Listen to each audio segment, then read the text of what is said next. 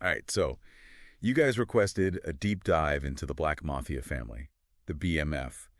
And, well, let me tell you, this story, it's got it all. From the streets to hip-hop, family, ambition, the whole 9 yards. Yeah, it's wild how the BMF story, it like intersects with so many parts of American culture. Makes you really think about success, what people will do to get it, that kind of thing. And it all starts with two brothers, from my understanding. Big Meech and Southwest T, right? What was the year, like the early days, what were they like back then?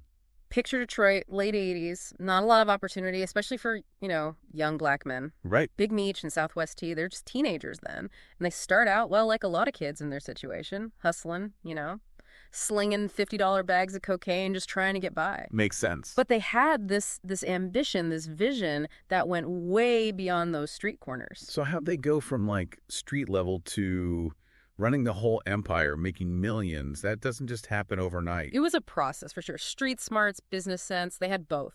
They knew that to really make it big, they had to control everything, the whole supply chain. That meant connecting directly with the cartels in Mexico. And that's where Southwest T, he really shined. He was always the more cautious one. So he was the logistics guy, making sure the product is moving smoothly. Exactly. Efficiency, keeping a low profile, that was his thing, especially as they started expanding across state lines. Across state lines, how far did their operation actually reach? By the early 2000s, they were coast to coast, man. Yeah. From like California all the way to Alabama, Tennessee, everywhere in between, always making sure there was never a shortage of, supply to meet the demand. Wow. Talk about coverage. But that kind of growth, that kind of reach, that's going to attract some unwanted attention, right? It's bound to happen when you're dealing with that kind of money and power. The DEA, they had been watching for years, and they had a ton of information, wiretaps, over 900 pages worth of transcribed conversations. Wait, 900 pages of wiretaps? That's not just a little snooping around. Was that, like, the key to their downfall or what? It definitely played a huge role, yeah. Imagine every deal, every worry, every struggle for power, all those inner workings of the BMF just laid out.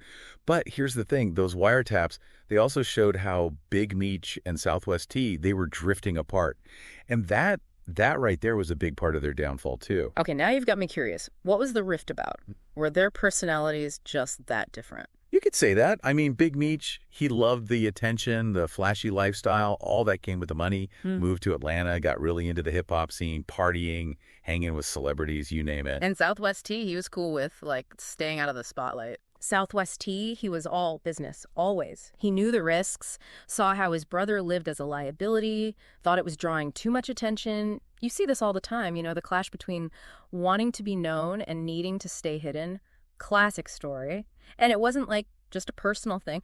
Big Meech, he saw hip-hop as a way to make their money legit, go from drug dealers to, like, businessmen, moguls, that whole thing. He started BMF Entertainment. BMF Entertainment. Yeah. So was that all about cleaning money, or was there something else going on there, too? I'd say it was a little of both. Big Meech, he loved that world, being around famous people, going to award shows, the parties, man. Oh, I bet. Legendary. Legendary. Yeah. But he also saw it as a way out, like an investment, a way to leave the streets behind. But would the music industry even touch that? I mean, bringing in a known, drug lord, that's a risk.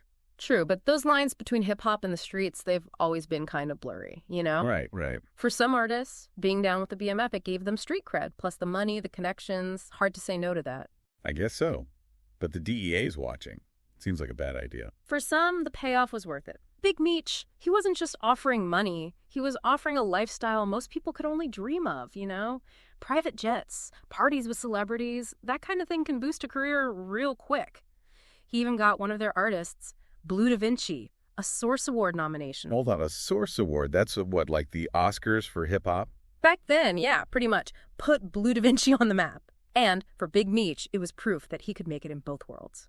But it didn't last, did it? Nah. Because the feds caught up. Was it Big Meech's lifestyle, like all that flash? It was a lot of things. The DEA, they'd been building their case for a while, and those wiretaps, they gave them everything they needed. But yeah, Big Meech, he liked to be seen. All those parties, the money he was spending, made him an easy target. So the thing he wanted, the fame, it brought him down. Kind of ironic when you think about it. That's the game, man. The higher you climb, the harder you fall. What happened Ooh. when the feds moved in? 2005. Big bust. Big Meech, Southwest T, they both got hit with 30 years. 30 years. That's it, right? BMF is done. That's what everyone thought. Until, well, last month, Big Meech, he got out. Whoa. After all that time. Yeah. Must have been surreal. Totally. I mean, the world's a different place now. Imagine being locked up for almost 20 years. Everything's changed, technology, everything. And now he's got to figure out who he is. Yeah. Right? With everyone knowing him as, well, the head of a drug empire. Has he, tried to stay out of the public eye? It seems like he's doing the opposite. Big on Instagram, posting all the time, motivational stuff, even talking about the past. Interesting. So he's trying to, control how people see him.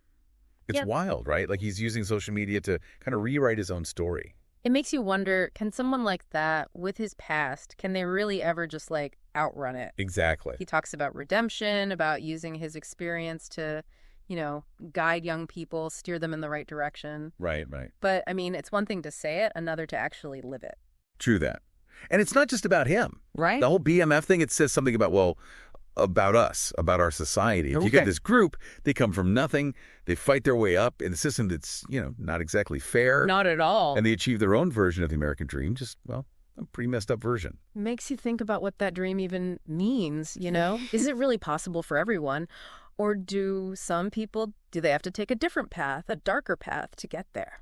It's a tough question. And the BMF story, it doesn't really give you an easy answer. Nope. And we can't forget about the whole hip-hop connection, right?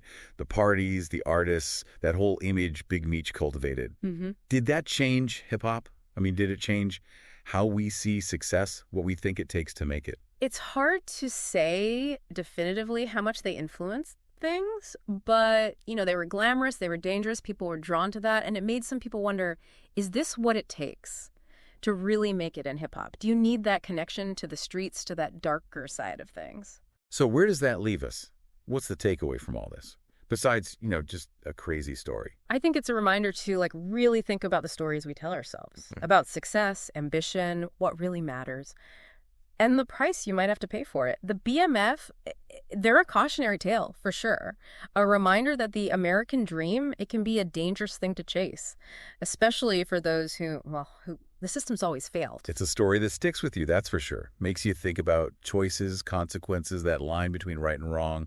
And now, with Big Meech out, who knows what's next? How's he going to navigate this new world? Will he really change? It's like you said, can you ever outrun your past? Or does it always catch up eventually? Something to think about as we wrap up this deep dive into the Black Mafia family. Today is your lucky day. Today is the day that our $3 website works for you, paying you directly to your PayPal daily.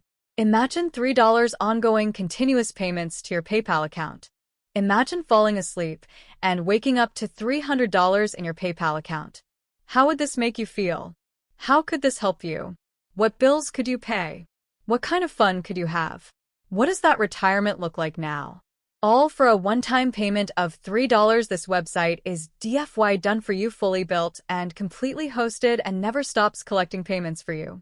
You have spent $3 on coffee on a regular, but that coffee won't help you create multiple streams of income. Click the link below.